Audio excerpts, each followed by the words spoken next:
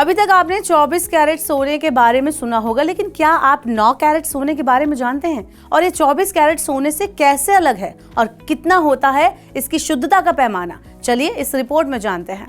सोने का भाव मौजूदा टाइम में रिकॉर्ड ऊंचाई पर पहुंच गया है और इसमें लगातार बढ़ोतरी देखने को मिल रही है, जिससे उपभोक्ता महंगी गोल्ड ज्वेलरी की खरीदारी नहीं कर पा रहे हैं। यही वजह है कि सोने के कारोबार से जुड़े लोगों ने भारतीय मानक ब्यूरो यानी BIS से 9 कैरेट सोने की ज्वेलरी के लिए हॉलमार्किंग और हॉलमार्किंग यूनिक आइडेंटिफिकेशन यानी HUID नंबर लागू करने का अनुरोध किया है।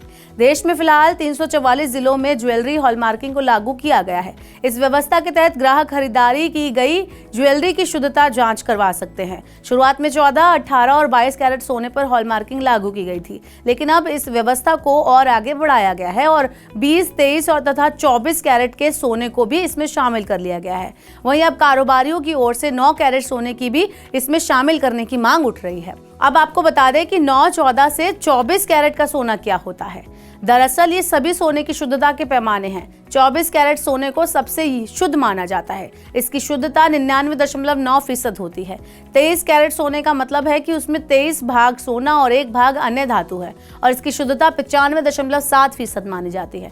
इसी तरह 22 कैरेट की शुद्धता 91.6%, 18 कैरेट की 75%, 14 कैरेट की 58.3% और 9 कैरेट की शुद्धता 37.5% मानी जाती है। India Boolean and jewellers association यानी IBJA के प्रतिनिधि BIS के वरिष्ठ अधिकारियों के साथ 9 कैरेट सोने की हॉलमार्किंग और HUID नंबर के मुद्दे पर समाधान करने के लिए बैठक भी कर चुके हैं।